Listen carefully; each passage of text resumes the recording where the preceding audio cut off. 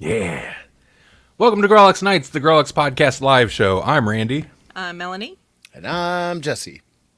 Hey, everybody. What's going on? Are you ready for an exciting, rip-roaring, I don't think I've ever said rip-roaring, adventure of a podcast episode? Ooh, yeah. Rip-roaring adventures. Too bad. Too bad. It's time for news. We're just gonna chill out, talk about a couple news stories. I feel like none of us have been watching anything super exciting. Normally we'd talk a little bit about that. But hey, if you're in the chat, hit us up. What have you been watching, reading, consuming? We'll react at your news. We'll react at your news. But before all of that, how are you two doing? Doing all right. Yeah, I'm fine. Cool. How about you? We never ask you, Randy. How are you? Never ask me, huh? Yeah, I'm fine. Are you fine though? It's the same stuff. I was about to go into it, but it's the same thing. My sleep schedule's all over the place. I'm currently on a normal human day schedule when last week I was on the complete opposite, and I feel tired and horrible because my sleep is messed up. But that's the same thing. I always say. So this is why you guys don't ask me, because I got nothing. No, I'm fine. I just had a birthday. Yeah, you did. Jesse, you just had a birthday, didn't you? Nope. Gonna have a birthday in like 2 months. Or next month. March 3rd is my birthday. So. Yeah, You're a March. Yep. Yeah, he's right before our anniversary, right? Yes. That's what it is. I was like, Dude, you're always right around ours, but it's the anniversary thing. Okay, okay. It's the birthday-versary, yes. Oh, I jumped the gun. James, That sounds like a segue right there. It does. But Melanie has a birthday coming up this weekend. Yeah. Hey, happy birthday. Thanks. Happy belated and happy almost. Yeah. Right. Yeah. We're like right in the the day after mine too. Sorry. Oh, I was just gonna say we're not quite right in the middle, but almost right in the middle of our birthdays. Yeah, we're less than a week apart. My big gift this year, but I'm not wearing it because Melanie's like, you've been wearing that shirt for a week, and I'm like, I have not even had this shirt for a week. I got a cool Freddy Krueger shirt. Like how? I'm not wearing it. I didn't wear it all the time. You're representing the brand tonight. Mm-hmm. I am. Man, where could somebody get a shirt like that? Oh, if they went to strangerswitht-shirts.com, that'll get you there. That's where you can get Grawlix stuff, Electronic Media Collective Podcast Network stuff. We've never sold one of those shirts, but they're not the most exciting logos. Actually, I need to update it with like the more colorful logo. Or you can get one of the many awesome designs, most of them created by Melanie, or by us, but conceived by Melanie. Yeah, excellent. They're all very cute. Okay. You know what? Let's just... we haven't been watching anything. No. You've watched a little bit of something. Do you want to save it, or do you want to give your initial impressions based on 30 minutes of a movie? I don't think I'm super curious about your initial impressions. Oh, I don't know if I should do that, though. Because, I don't know. Okay. There's stuff there that may be interesting, and I don't just want to crap all over it, which is what I will do. Because it's Zack Snyder, and I'm already skeptical. Because he's Mr. Visual Tropey McTroperson, and this feels like movie tropes, the space movie. Right. Okay, well, we will hold off on your proper thoughts once we've all watched it. Yeah. There's stuff in there that is like, that might pan out into something cool. If you're unaware what we're talking about, Rebel Moon, Part 1, the moon is falling. I don't know what it's called. It's got some subtitle, doesn't it? Something, yeah. The daughter of the Moon Rebellion. Not Star Wars. Totally not Star Wars. Totally not. I'll give him a little credit. It doesn't feel like Star Wars. Even though, I mean, it kind of still leans into that. you know. Right. It's the same premise. There's a rebellion, and there's a space empire, but like it has a different feel. I'll give him that much. Do you think there's a world where Batman v Superman and all that, I mean, all that stuff made money anyway, but like the whole Justice League situation went differently, and everybody's like, everybody's like, he's a visionary. He made Warner Brothers so much money. The DCEU is gonna go on forever. Do you think there's a version of reality where he went to Disney and Lucasfilm and was like, "Hey, here's my Star Wars," and they're like, "Come on, let's do it." No, I don't think so. No, like he's just too gritty for Disney, isn't he? I don't know. I guess Disney's gotten grittier. I mean, they're leaning into this whole Daredevil thing, but I just can't picture. He is such a visual director guy, and I can't picture whatever his vision would be conforming enough to what Disney needs Star Wars to look like. You know what I mean? Right. I don't know that they keep it locked down like Marvel, but it's like Marvel, even when they hire like kind of interesting stylistic directors, they don't really let them do the things.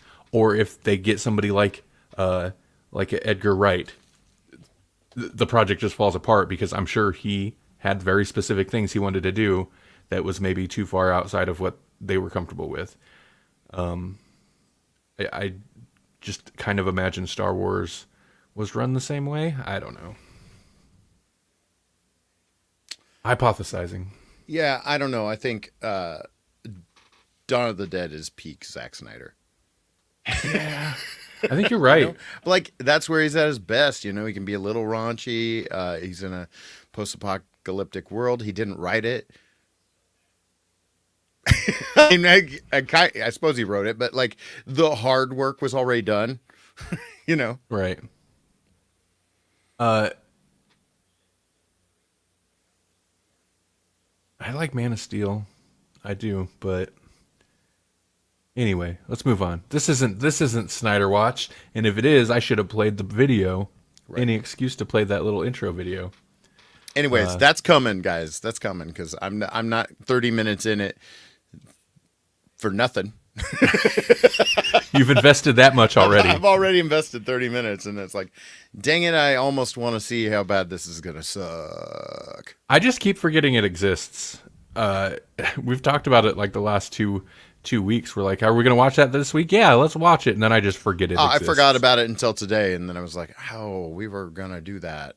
I don't want to be the only one that hasn't seen any of it. So I was like, worst case scenario, if you guys had watched the whole thing and I had at least seen 30 minutes of it, I could react at it and ask you questions about should I continue, and it would still be a worthy discussion. But good call. I'll try to get as much of this in as I can. Yeah. Instead, you're the only one that watched any of it. Right. We didn't watch any of it. Well, I've been kind of sucked into Mortal Kombat. I've been playing Mortal Kombat video games, and we had a couple of the YouTube channels we enjoy watching, we follow. We're pumping out daily videos through January. So we had like regular daily YouTube viewing, and that kind of ate up some of our normally TV watching time. Yeah. Well, let's get into talking about some news. Hey, viewers, if you got opinions, or if you heard news stories, TV and movie news, not like outside of entertainment news. No, we don't want any of that real world nonsense. And don't ask us about Vince McMahon tonight. We don't want to. We don't want to tell you. Ooh, you know. Oh my gosh, that I hadn't even I heard a bit about that news. Oh. That would kind of fall into our territory, but it is a little bit more real than what we talk about. Yeah. Because it's I mean, Holy it wasn't moly. the World Wrestling real world news. It was wait. What was WWE? World Wrestling Entertainment? Mm-hmm. Wait. They And kept then World before- Wrestling. Yeah, but not Federation because they couldn't. Right. That doesn't really make sense with the entertainment. I guess it does. Whatever. It's just a title. Yeah. It just struck me how kind of weird that sounds when you actually say it with the. I'm old. It's forever WWF in my mind. And that's why they didn't like keep the E on the logo. It's just WW on the logo. Like they just Right. got that. They got the F out. That was part of the Attitude Era. Yeah, they got the F out. That's appropriate. Yeah. Okay, well let's jump into something. Here we go.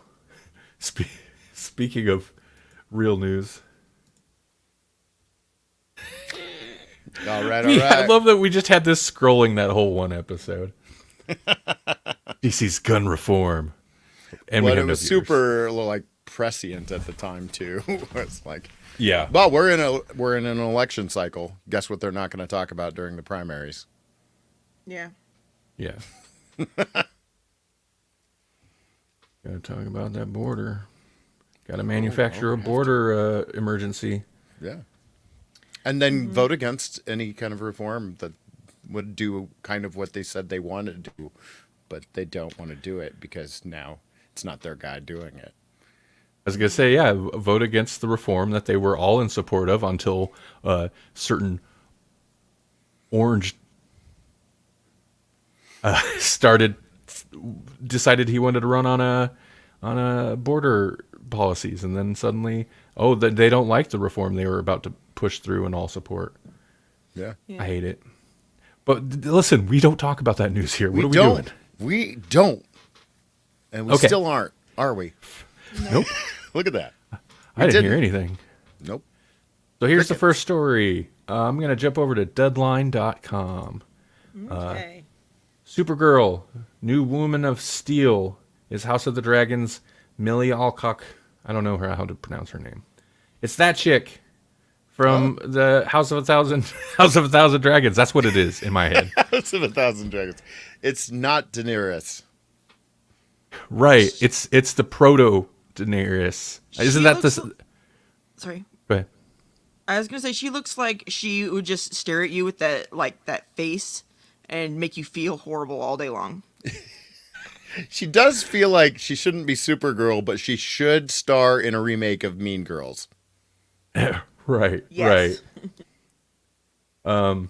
But yeah, James Gunn, and I've seen James Gunn's very active on Threads, by the way. Good on you, Gunn. All right. I follow him. He posts a lot of interesting things, including when he can. When people ask him things, he will confirm things on there, including this one. He confirmed this is true. She's been cast as Supergirl in. Do they even know what movie for sure? Is it just? It's just she's going to be the Supergirl in the new DC universe. Yeah, I guess so. Oh, solo feature Supergirl Woman of Tomorrow? Okay, so it sounds like before. Yeah. she'll pop up in Superman Legacy, and then get a solo feature. Okay. I mean, that kind of What makes hap- sense. What happened to the chick that was in the Flash? Well, that was like a different universe, and that was Oh, like okay. she was like the only super man/woman/girl of that universe. I see. None of that, yeah. The Flash that's old. That's the old universe. Oh yeah, that's okay. is that still technically Snyder, or that's got to be Snyder, right? Like, that's It's still the last, I mean, or Aquaman 2 is the last of the Snyderverse, right? yeah, I Is think that- so. I think that's got to be. It's got to be the last of the ones connected directly to that. Yeah. Although the Flash it's such a missed opportunity. Like, how did they not use that for all the reshoots they ended up doing? How did they not use that to tie into rebooting the cinematic universe? Right. You could have your own little Crisis on Infinite Earths right there. Isn't that like what they used Flashpoint for in the Kind comics of, anyway? As a soft reset anyhow. Isn't that Yeah. the last thing they did before New 52 or something? I think so, yeah. Yeah, I think that led into New 52. Weird. But whatever, that's who knows what kind of problems were going on behind the scenes during many years that movie was in. For real. I had seen another article somewhere in which somebody commented that it's weird to have the lead cast in a movie that they don't even. I mean, I guess she's cast in a couple of movies. They don't even have the directors like hired for, like picked out. I could be wrong. Is James Gunn doing the Superman Legacy movie? I don't remember. But yeah, somebody said it's very unusual to have the lead cast in a movie where you don't even have the director yet. But I feel like this is anymore. Isn't it just they already have everything storyboarded and like set up? All the director has to do is make sure it doesn't go awry. That's kind of what I was. I mean, that's definitely how it goes with Marvel stuff. But even if that's not like, if it's not that far plotted out, they're casting her as this character across many movies. It's not like, I don't know, these like prefabricated like cinematic universes don't really work like a normal movie where you got the director and then the director's involved with hiring.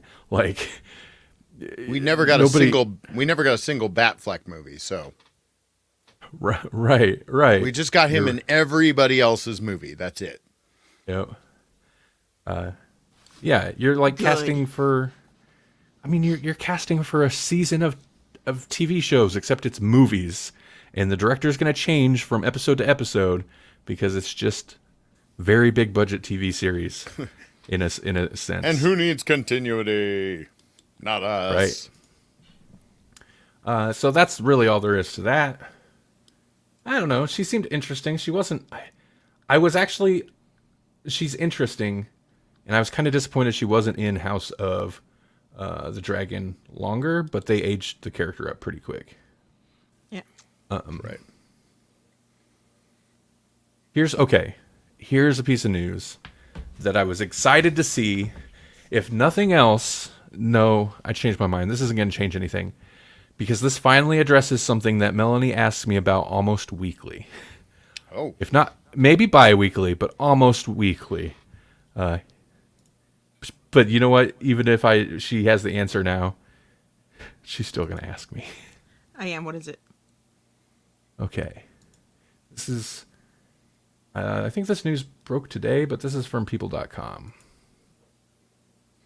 Beetlejuice Yay! sequel. 9/06/2024. I'm not going to remember that when you ask me, No way. but that's when it's coming out. And they actually, the title is Beetlejuice. Wow, That's we actually great. have the title. Yeah. Does that imply that there might be a third in the making? Maybe. It definitely sets that up. Yeah. I mean, who knows, but this kind of image, and I think the first thing I had heard about anything official, Melanie actually had told me about first, was It was the first scene him that sitting anybody there got to with see, the yeah. number. Yeah, and that is pretty clever. That's good marketing, good reference to the end of the first movie. And that's the perfect way to begin it. Like him still sitting there waiting with his like whatever trillion. That's like perfect. Yeah. I'm so curious about what it's going to be. Like I haven't been excited about Tim Burton hasn't done a whole lot recently. Right. I guess Dumbo was the last movie he made that hit theaters. Was it really? Yeah. He's been like, he produces some shows and stuff. Like he's involved with the Wednesday show, obviously. But Dumbo didn't do particularly well. I think his box office numbers were kind of declining. And Because before that, it was Alice in Wonderland, right? right. And I feel like that probably did okay, but I hated it. I thought that was miserable. Yeah. Yeah, it's been a long time since I've been any kind of excited for it, so I'm hesitant about this. Plus, Michael Keaton, I love Michael Keaton. Other than maybe Birdman, I haven't seen him in anything that like he seemed like he cared at all about in a long time. No, he was really good in that first Spider-Man, I guess. He's Batman. Yeah. He did not seem like he cared. No, he didn't. No. Like, yeah, you want to get nuts? Let's get nuts. Yeah. Well, Where's my paycheck? He was pretty serious about that spaghetti, though. Right. What a weird. What a okay, weird take. But hey, this does kind of segue to a HollywoodReporter.com story. Oh, I actually need to switch the tab differently. Hold on. Speaking of Tim Burton, why hasn't he been working on anything in a long time? Well, it seems like he's going to work on a remake of Attack of the 50-Foot Woman. Why? Who? What? I don't know. Crying out loud. What? I don't know. Yeah, so this is... Wait, was Ed Wood, was that a Tim Burton movie? Yes. Okay, that answers some of the question. Right. Like, is it... He obviously has an affinity for... I mean, some of the Ed Wood stuff even kind of predates that. But I think he probably, and given his age, has an affinity for that, like, time period of movie. And campy, sci-fi, horror, ridiculous premise. Like, that's definitely his thing. But yeah, I have no idea what this is going to be.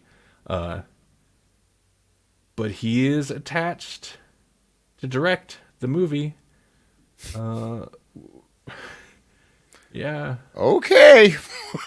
I don't know what it's going to be. What the heck would that look like? You know, because it's got to have his visual flair to it, and I don't even know what that means. But like, because like Big Fish is totally different than Dumbo is totally different than Batman is totally different than like anything. But it's all weird. So it's like we're gonna have like as if the Attack of the 50-Foot Woman wasn't weird, but let's make it visually weird too. Yeah. Ed Wood's so good. Ed Wood, like, that's actually a good example. Is he going... Because Ed Wood is stylized, but it's appropriate to the time period that it takes place. It's not like weird jaunty buildings with weird proportions. Right. It's more of the weirdness is more in the characters, which is obviously kind of his draw to that story. Ed Wood's so good. In my opinion, that might be his best movie. I don't think what was it? Christopher R. Mim basically said that Big Fish was Tim Burton's last good movie, and that's because he was working out his issues with like the death of his father, and then after that, all of his movies were garbage. Interesting. Well, I know he's done with Disney. I don't remember what it was, but I had read a thing where he was kind of openly trashing Disney a little bit. So I don't think he's like this project's supposed to be with WB. So yeah, well, most of his best movies have come through the WB. So the chick that was on that the article, I know she's not, but she reminds me of. I don't know what her name is. She was like Einhorn and Finkel or whatever in Ace Ventura, that chick, you know? Okay. Oh, yeah? Okay. Yeah. What's her name? I don't know, but I know what you're talking about. Wait, the lady from the article? Yeah. Now? Yeah, 'cause she's supposed to be the 50-foot woman, right? I think she's the other director, right? Or she's writer. Oh, writer. Oh. Yeah. Yeah, no, they don't have any. I don't think they have any actors or actresses attached to it right now. She's the writer, but she wrote like Gone Girl and stuff. Oh, so that's. I mean, I don't know Gone Girl particularly well, but that seems like that's a weird jump. Mm-hmm. Yeah, we'll see. We'll see what that is. Well, it's gonna be a modern 50-foot woman, I'm assuming so. You know. How could you make that work though? Taylor I just Swift. can't. So it's a horror movie. No, it's a sports movie. Get over it. I would love that. Just really get the sports bros up in arms. Mm-hmm. It's ruining football. Why do you keep selling her? Man, I see some ridiculous freak out videos. It's like, dude, My What? favorite meme that I've seen recently was talking about her going to there in her private jet and Oh, yes. wasting, all this Yep. fuel or whatever. And they were like, she made conservatives care about climate change. Wow. Yeah. Like, well, okay. How many of your favorite role models are doing exactly the same thing all the time? Well, I know who might be Brad Pitt, as he's circling role in Quentin Tarantino's The Movie Critic. Is that a good segue? Yeah. And what movie is this? Is this the last one?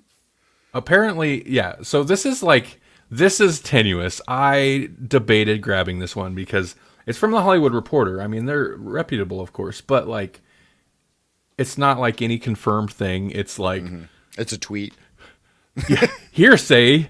Hearsay says Brad Pitt's angling to get a role in Tarantino's next movie. But this is why I grabbed it, because it'll be his 10th movie, which is supposed to be his last film. He said years and years and years ago, 10, and he's done. The Movie Critic, which sounds not exciting, but also kind of perfectly Tarantino. And does sound Especially- like his final, like, kiss to send you off kind of moment. I mean, I kind of felt like Once Upon a Time in Hollywood was kind of that. A little bit, but, yeah. I mean, this is going to probably be more directly. Yeah. Does Four Rooms count as one of his movies? I don't think he counts that. No, I don't think he counts that one as. Nor. No, he might count Death Proof. I don't know if he counts Death Proof. That'd be a cheat. If he doesn't, that's a cheat. Because that's totally a standalone movie, even though it was released as that 2-part double feature. That's a standalone Tarantino movie. Right. Right. I don't know if he counts that or not. But apparently, the Movie Critic is said to be set in 1970s, of course, Southern California, double, of course, and is inspired by a cynical movie critic Tarantino read growing up. So it's going to be about a cynical movie critic. But, whatever. Tarantino always does interesting stuff, of course. Kind of wish he'd do more, but maybe his stuff would be less interesting if he did more. It seems like he's really, like, he always, 10 movies over his whole, like, he's been making movies since early 90s as a director. So, like, he's spread them out quite a bit, but I feel like he's really spread them out the last several. Oh, yeah. But several of those, at least two, I'd say, of those movies are super long and almost 2 movies. Yeah. Oh, yeah. Yeah, I mean, Kill Bill was literally 2 movies, but it was intended to be one. The Hateful Eight is super long, and I think really works best as that miniseries. Like, that weird experiment with Netflix, I thought that was actually pretty good. But you could kind of do that with almost any of his movies, because he chapters them. Yeah. Like He every splits them movie. himself. So, yeah. Yeah. It's almost like the worst way to watch a Tarantino movie is in the theater. Yeah. Right? It's kind of true. It's kind of true. So 28 years later, sequel to 28 Days and 28 Weeks Later. I saw some news on that too. Yeah, it kept popping up. There's apparently it just finally landed. This is from Hollywood Reporter as well. At Sony. Sony picked it up. Yeah, it's been in the news for like at least a week. But I'm guessing maybe that was excited about this. I don't know. Man, I didn't like the sequel. I didn't like the first Right. sequel. I mean, I like Robert Carlyle original was is in it. good, I like yeah. him. Yeah, the original's great. But this has Danny Boyle attached to direct. He directed the original, and Alex Garland to write, and I'm pretty sure he wrote the original, if not the first two. I can't be Heaven sure help about us the if first- this is so good that it restarts the zombie craze again. Well, get this.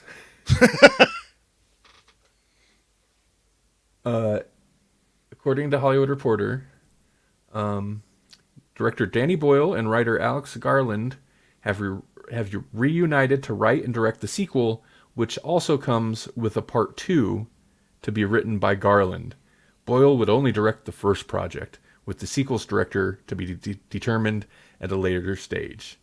So, like, they're selling this as at least 2, but apparently potentially a new trilogy. Oh God. Which is weird. That's weird for a... to resurrect what has been a dead franchise, and then to go like a full year later, like they didn't even do the 28 months later or whatever. Right. I mean, it kind of... At this 30 point, years. Oof. Yeah, I was going to say, at this point, they've surpassed 28 years later, but I feel like, it's the legacy sequel thing. It's almost like Beetlejuice, the fact that, like, he's sitting there with the number, so it kind of plays on the fact that there's been decades between then and now, kind of makes that gag work. And, of course, 28 years later, but... They should get Cillian Murphy, and then it'd be, He's attached to produce, but they don't Okay. know if he's supposed to be in it. I think so. Yeah, he's going to return as an executive producer. So he'll be involved. But think I don't it would know. be- It would be worth it if you got to see what happened to the other characters. You know what I mean? Or him. Yeah, you know what I mean? I mean, 28 Days Later was kind of the movie that revived and, like, gave rise to the more modern version of the zombie, Yeah. fast zombies, Right. And also, like, they're not necessarily dead. They're infected. And that's also a thing. I mean, infection's always kind of been a thing in the genre, but that's also a thing. I don't know, man. There's just been so many. And I guess it's been a while since there's been a huge hit zombie thing, but they hit oversaturation like 10 years ago on this on the genre. So I don't know. Yeah, what they're it would- really not zombies in 28 Days Later. They're just because they like even do a thing where they wait to see how long it takes them to starve. So they're alive. Right. They're just infected with rage Yeah, or whatever. because of mad monkeys. Okay. I have one more story, then I'll kick it over to a story that Jesse brought us. But my last story is nonsense, but it's Doctor Who related. Oh, all right. So according to comicbookmovie.com, they okay? I don't know about that one. Comicbookmovie.com. Not Yeah, even yeah. comicbook.com, which is already shaky. Comicbookmovie.com. But you can't lie about this. I mean, you could, but like this is easy enough to fact check. Doctor Who: The Giggle novel reveals final 60th anniversary special included surprise 14th Doctor twist, which is a little bit of a misleading. Like it's kind of grandiose for a title. Like, well, I mean, at least they're talking about the novel. Right. But the whole story is basically like their novelization of the special came out or was released, and the big 14th Doctor twist is that at the end, when he's like they're chilling in the backyard with the Donna's family and stuff, the surprise is that that's the Doctor's house, not Donna's house. He owns that house, apparently. Oh. He bought that house because Unit, back when Unit was working with the Third Doctor, Right. were paid the Third Doctor, and they invested that, and that's just been gaining interest Oh, this whole sure. time. So the Doctor's really wealthy, and that's his house. That's the big, like... Oh, all right. Ironically, I've got some Third Doctor sitting right here. I got the Dalek Wars set because it nice. was on reasonably priced, and I've just been waiting because this one's always been kind of expensive, and I was like, oh, it went down. I'll get it. Why not? Some of the I was eyeballing some sets the other day. I mean, I haven't bought any DVDs or Blu-rays in a long time, but I was excited. There's all these special features, I always forget that there's special features like a 32-minute feature about Roger Delgado, the Master. Rumble in the Jungle. I don't know what that means, but I'm sure that's cool. Yeah. And who doesn't love a Terrence Dix making of featurette? Who doesn't love just listening to that man talk? Uncle Terry? Yeah. Yeah. The special features are like that's kind of the big, well, with the classic series, it's also like a good way to collect it, but that's like a big draw for a lot of those releases for sure. Oh, for sure. And there's enough of those releases where like I'll look it up and be like, I guess I'd really have to pick which arcs I like. Yeah. But the collector in me is like, I want all those. Can I have all those? I've got that'd be way so too much. Many. I got way Yeah. too many. Yeah. Be so But much it's money. I mean, like, it would take me forever to get through the ones that I now have. But like, there's some that are just fun, like the Key to Time series, the original Romana run, Mm-hmm. So Okay. who doesn't love the Guardians? The Guardians. Oh God! You notice the new Who hasn't brought them back. Who was the guy that they brought back during Jodie's run? I don't think he was a Guardian. It was one of the They Guardians. He kind was of like alluded to the Guardians for a second. Yeah. Yeah. yeah, but that kind of didn't end up really going anywhere. No. Hey, you know what we haven't talked about on the show for a while? D&D. Well, that's timely. That reminds me, I never saw that recent D&D movie, but I've heard, yeah, even though it flopped, I guess I've heard really good things about it. I thought it was fun. I mean, it's set in the Forgotten Realms. It's the best D&D movie we've gotten. I know that's not a very high bar, but Yeah, you nailed it. Yeah, I've got a Chris Pine Funko Pop behind me because anytime you're gonna put the Bard as the main character, cool with me. right. I like Chris Pine. I feel like he's good in I feel like he understands lighthearted roles. who he is. Like Right. he's fun as the Spider-Man that dies that also had a hit album in the multiverse, Spider-Verse, Into the Spider-Verse. He was fun as that Spider-Man. I kind of think, even though Wonder Woman 84 was not, I didn't think it was a good movie. He kind of won me over in that movie, though, because that's a comedic performance in that movie. He's the reason I have a red, white, and blue fanny pack. Okay. Yeah. Yeah, he was maybe the best part of that movie, which is a weird thing to say. Yeah. A real weird thing to say. Well, Pedro Pascal, though. Yeah, he was good in that, too. I forgot he was in that. It's because you're trying to forget that movie, and I don't fault you. But Pedro Pascal was lovely in that because who can own the camp like him? Right. Apparently, Chris Pine. Well, I know him from my alphabet shows. So I already kind of liked it. CSI, SVU, Uh-huh. WBA. Yep. WKP in Cincinnati. Yeah. I remember that. It's a Yeah. deep cut. That's an old school TV show.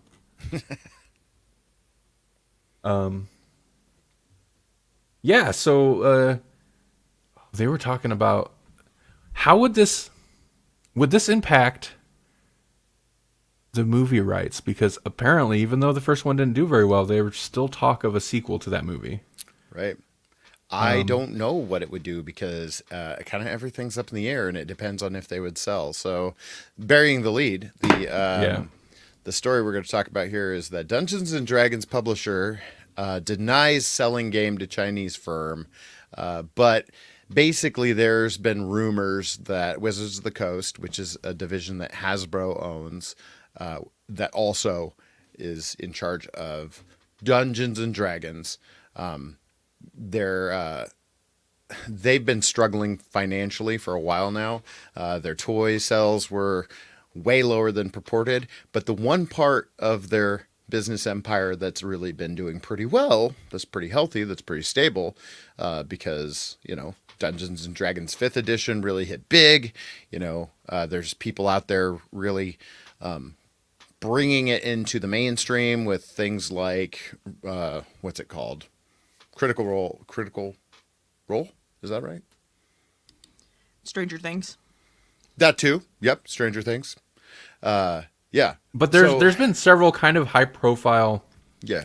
D&D podcasts and stuff. Yeah. I'm pretty sure it's Critical Role. I don't know why I'm stumbling on it, but I'm pretty sure that's what it's called, where they basically live play it. And then they created, they're a bunch of voice actors that, play D&D live for an audience or whatever. And then on YouTube, and then they also animated the whole thing. And that's what that Vox Machina is on Amazon, I believe.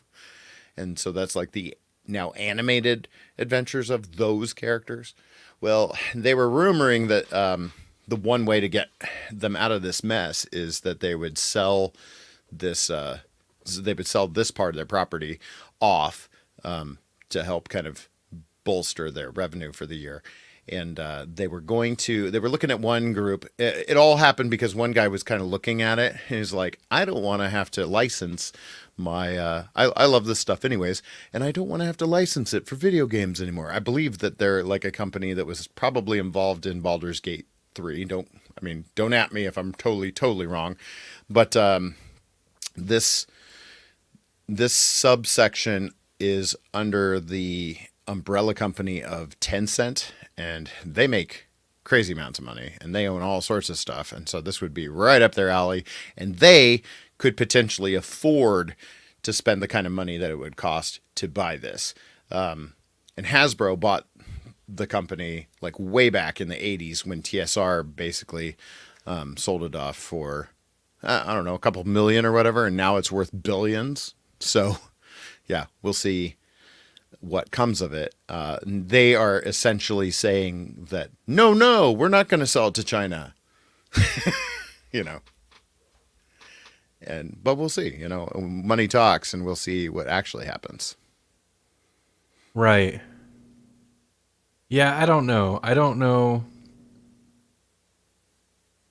Tencent is not a company I have good associations with, but I don't know if that's because of the products they're involved with or because of just the general, like, China scary atmosphere in the States that we've had for several years now.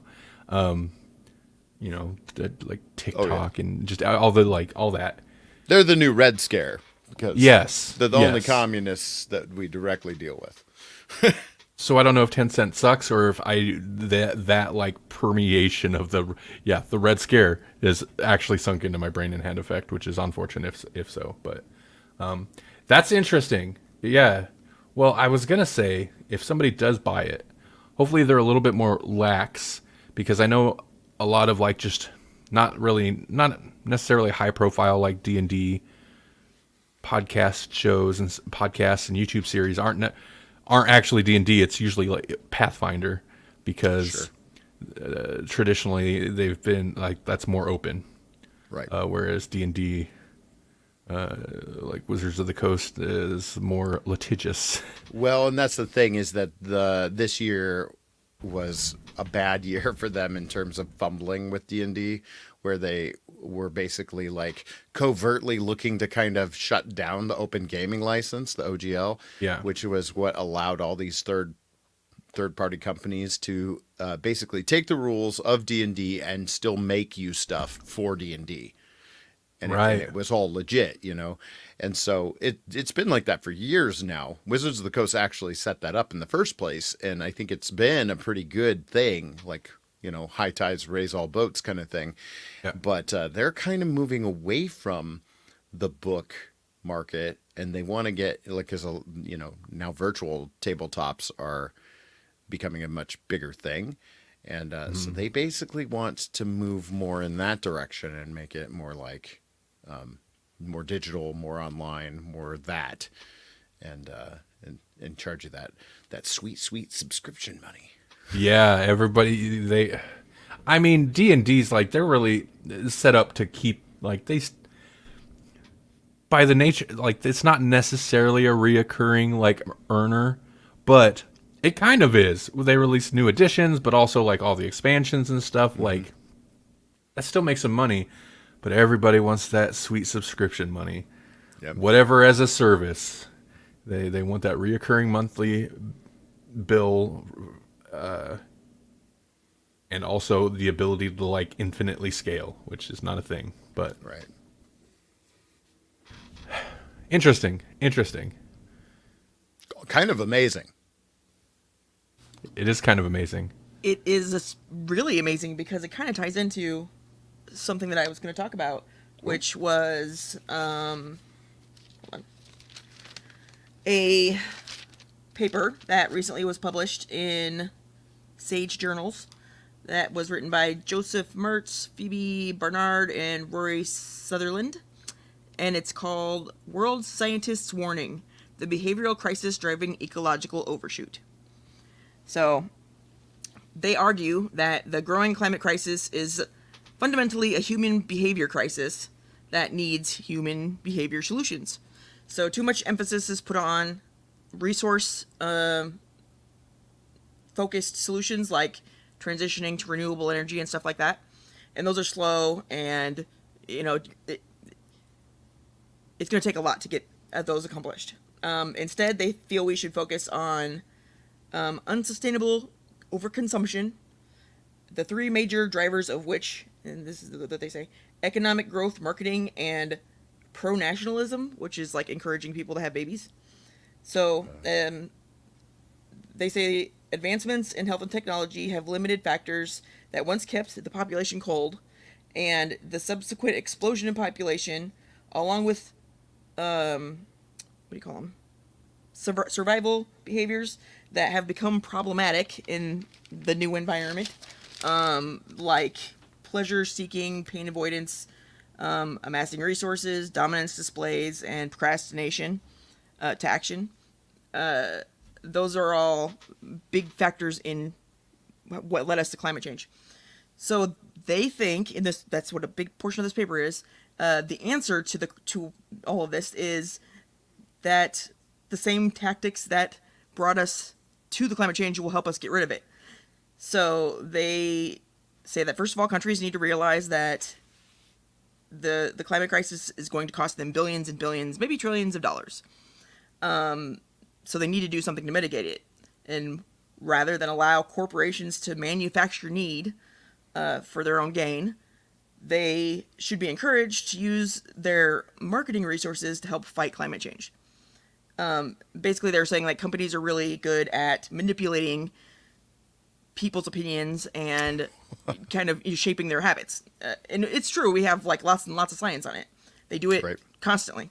But they say they should use that power instead to inform and persuade people to change their habits in consumption and materialism, and to encourage them to practice family planning and limit the number of offspring they have. And that's so.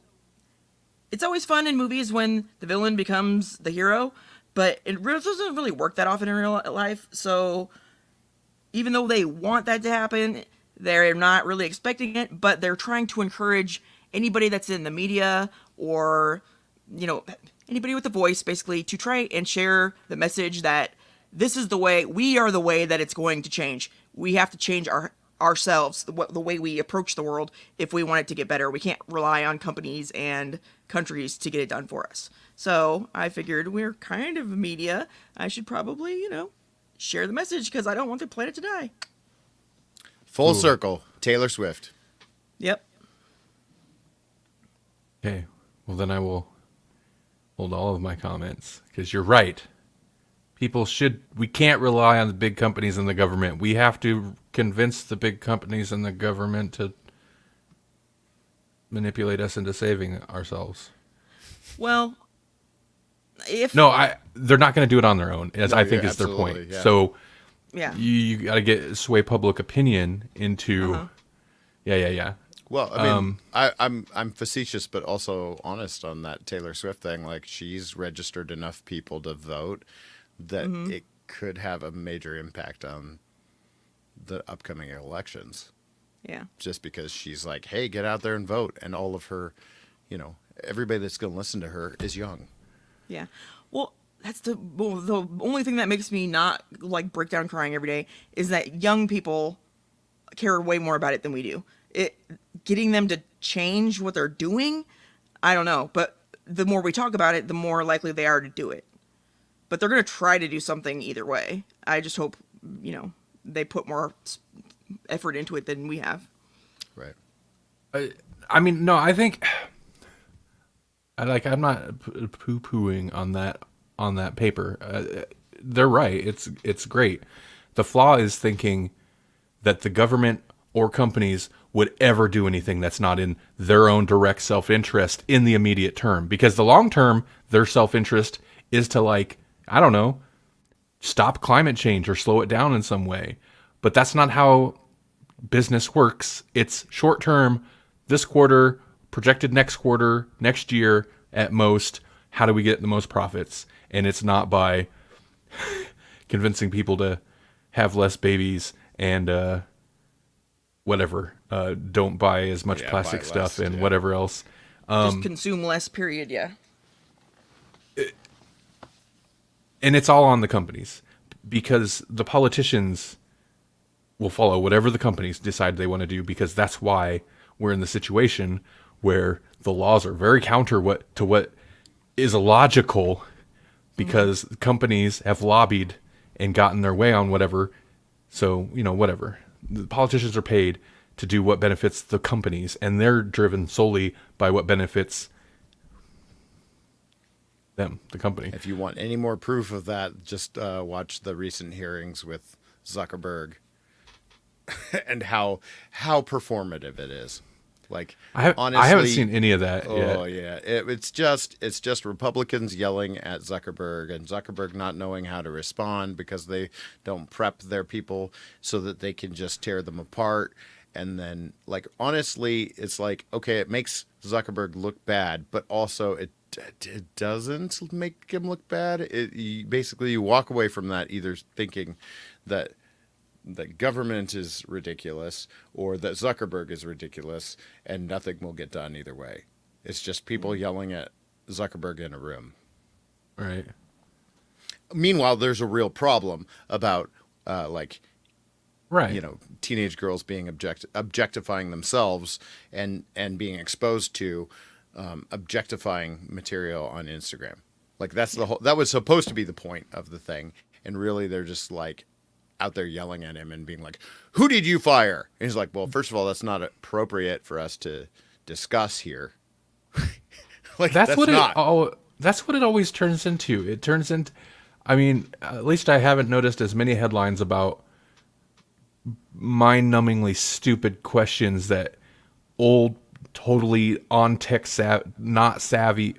I don't know, just whatever. Super old people that don't understand tech at all, asking him the most Yeah. insane questions. Could I access it with my Wi-Fi? Or when they had the Google guy on there and they're like, Yeah. well, why when I search for this shows up? It's like, oh God. You're right. It's performative, but that's why, like Melanie's science story, the paper's good. I just have so little faith that the people in power with Right. authority to actually make any change. They're right, but also cynicism. Yeah. If like the regular people somehow could use marketing, you know what I mean? That'd be great, but I don't know how that would happen. The problem is, and that paper is spot on about the manipulation, and I don't even think it requires I think the government's good at it. Well, they're not good at it, but people are dumb enough that they pull it off all the time. It's so transparent when politicians are like obviously manipulating people, but the government's good at it. The companies are good at it. I don't know. That's an interesting point to try to be like, we need to use this. This is how we could convince people to actually like change their life. In a way that's I useful. think I've talked about this idea in the past, but I really think what we need is, instead of all, like Trump and these big candidates, basically they get tons of donor money, right? And then they do whatever they want with the donor money, and they put it in their own super PACs. I think that the people need to stop donating to candidates so Right. that they can put money in their super PAC, and instead create a people's super PAC, and Right. then that money only gets distributed if to the things that they care about. Like, I don't care if you're like anti-abortion or whatever. You create your own super PAC, and now you get to be the lobbyists. I'd prefer that you were pro-choice and working for women's rights, but then maybe that could be a super PAC, and everybody that cares about that can spend money and actually influence policy instead of dumping a bunch of money to pay off Trump's lawyers or Yeah. whoever you back. You know, Right. Yeah. They need to get rid. Well, they need to get rid of. They need to cap it and cap it to where at a real low, which means campaigning is going to have to get much cheaper to do, and that's kind of the thing. Like campaigning is super expensive, but they need to cap it to where Koch brothers or whatever companies or whoever or whatever super PAC can't automatically win over politicians over regular people, which means like I'm talking low. I don't know. I don't know what's reasonable. Yeah, 1,000 maybe. I mean, that's kind of. I'm not looking to give a politician $1,000, but low enough to where the average person could conceivably donate and be somewhat on par with these super have their rich voices heard, because your vote only matters so much. Like, if you want your voices heard beyond the election, then you got to have money. people. Yeah, yeah, I think they should just outlaw lobbying altogether. You should, if you want to have your opinion heard, go before like the House or whatever, and say what you need to say. That should be the only thing that that's their job. That's the only thing that you need to do, in my opinion, should be to go there and talk to them. You shouldn't be allowed to give them money or court them on their own. That's bullcrap. And I don't think Yes. that you should be allowed to campaign the way they do either. It shouldn't take millions of dollars. I think if you want to donate money, you donate money. It goes to one fund that lists the candidates and what they voted on in the past or what their stance is on things, and that's it. And they can just give out information instead of sensationalizing crap all the time. Meanwhile, Trump has got an $83 million settlement that he's going to have to pay. And all he has to do is change a little bit of the fine print in his, I forget what the name of the fund is, but he can essentially turn that into a slush fund to help pay off his legal fees. he's kind of been. As long Yeah. as the fine print says that, like 50 cents on the dollar can go to this. Yeah, It's I totally legal. I did read a thing about that the other day, yesterday maybe. Now we don't talk about this stuff on here. We talk about entertainment, TV, and movie news. Nothing serious. But we got a viewer now. Now I'm nervous. But so he's got that $83 million settlement or whatever, and that's like he's going to appeal that, but he's got to pay up beforehand, and then he can't touch it, and she can't touch it till after the appeal process. And apparently within some time, although actually I seen a headline that it might get pushed back to next month, but sometime soon that New York Trump Organization fraud, the judge is supposed to make a decision on that, and that's potentially up to 384 million or something like that. And it puts him in a real bad way in terms of like doing business in New York and maybe other states for a long time. Right. Right. So he potentially has well over 400, almost half a billion Well, yeah, if he doesn't use coming this, up in fees. if he doesn't use his campaign funds to help pay this off, he can't. He almost can't do it because it's like tapping out what is considered liquid in his finances. At least what is publicly known about his finances. But in terms of like what money does he actually have that he can move, he's getting to the point where he doesn't have enough. Yeah. The judge has already ruled that he's been overvaluing Overvaluation, yeah. his assets or whatever every year by $2 billion. So he definitely has at least $2 billion less in value than what he claimed to the government. Gonna have to sell his buildings and stuff. Yeah, I was gonna say it's good. The good thing is it's gonna be hard for him to hide a lot of his assets because they're very, very visible. Yeah. So. We might as well sell all of his stuff in New York because Yeah. Right. he's not going to make money any other way. Yeah. Got over 90 felony charges pending against him. That is insane. Mm-hmm. Yeah. Anyway, we don't talk about politics here. We don't talk about it. That's not politics. We're just talking about facts. The 50-foot woman in the middle of the room. Yeah. That's right. And I'm not talking about Dumbo. No. That's also the timber. Okay. Anyway, hey. Got anything exciting, interesting you want to mention before we bounce out of here? I might be doing a show in Papillion in March. We'll see. Oh, yeah? Yeah, we'll see. There's like a library show. I've got my eye on it. I've reached out some feelers. So it's been a while since we've done a show. So it'd be fun. Ooh. Other than that, no. Maddie D. I do want to mention Maddie D has a new podcast coming up soon. I might have heard the first episode already, even though it's not out yet. You can go ahead and spoil it. Jerry the Gnome? No Jerry. No Jerry. No Jerry the Gnome. Man, is it really even a series premiere then? No, it's got to have Jerry, or else it's. He does it with a couple of his friends. Matty D. It's called Middle-Aged Movie Reviews. I think that's what it's called. Middle-Aged Movie Reviews. Yep. And he does it with a couple of his friends. And I don't know if his friends listen to a lot of his other stuff. I don't know if his friends are familiar with Jerry the Gnome. So that would be even better. I wasn't familiar with Jerry the Gnome until I was.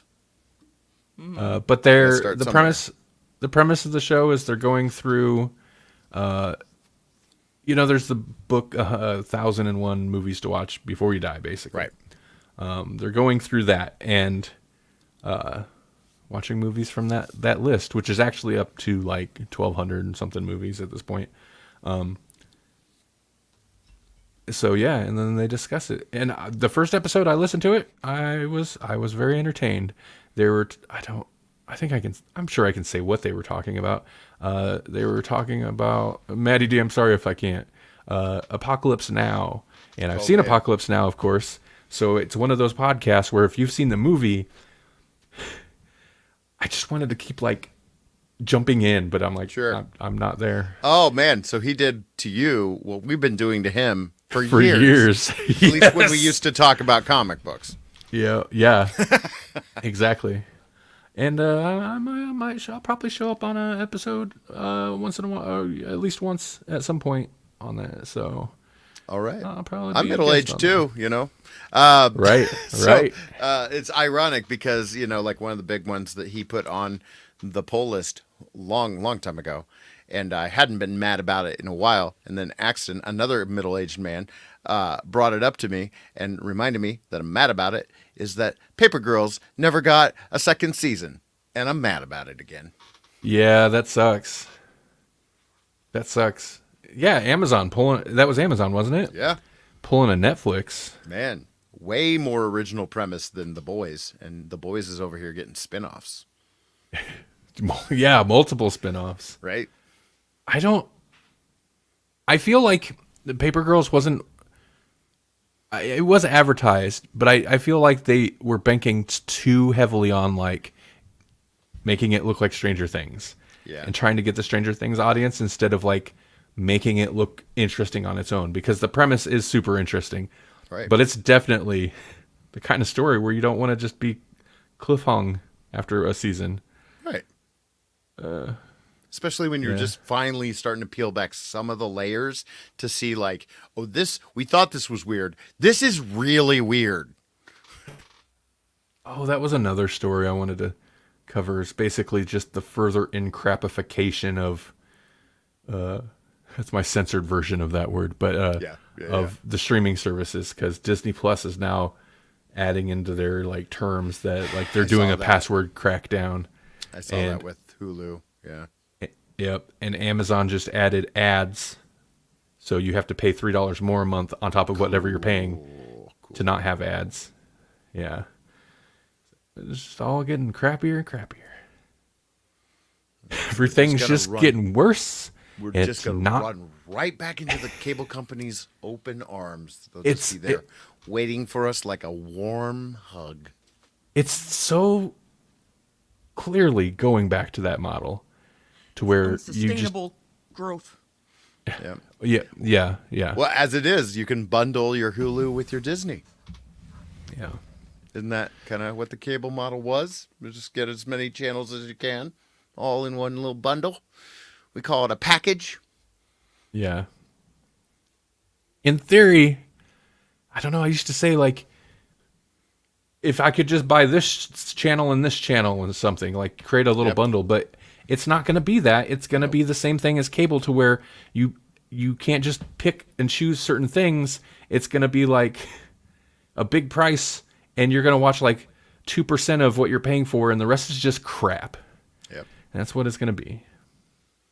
Yep. Except kind of worse, because they're going to lure you to these other things by putting like one good show on each that they know your demographic probably wants to see, and you're going to have to pay for all three of these services now. Whatever. Climate change. I don't know. End on a high note. Yeah. Go get some really- Humble bundles where we you really get jumped into one good thing out of all those comics, but you'll be but charity. Charity. But you better watch Humble. Make sure they give a good percentage to the charity, because if you don't watch them, they won't. No, they get all of the percentages. Yeah. You better know where that slider's hidden. I'm so glad that people called them out when they like hid the sliders. Kind of didn't they get rid of them? Oh, the sliders are still there, but They're still there. You have to adjust your donation. You have to find the little arrow thing, pull it down, and then you can adjust it. But we still like it. We're a Humble partner. Oh, and it's not because we're Humble It's- partners, because you should check them out. it's still a good deal. They occasionally have some pretty amazing things that, Yes. yeah. Grawlixpodcast.com/humble. There you go. There you go. All right. Let's get out of here. Yep. All right. Thanks everybody for watching. Thanks for listening. If you're doing either of those things. If you're not, screw you. But have a good weekend.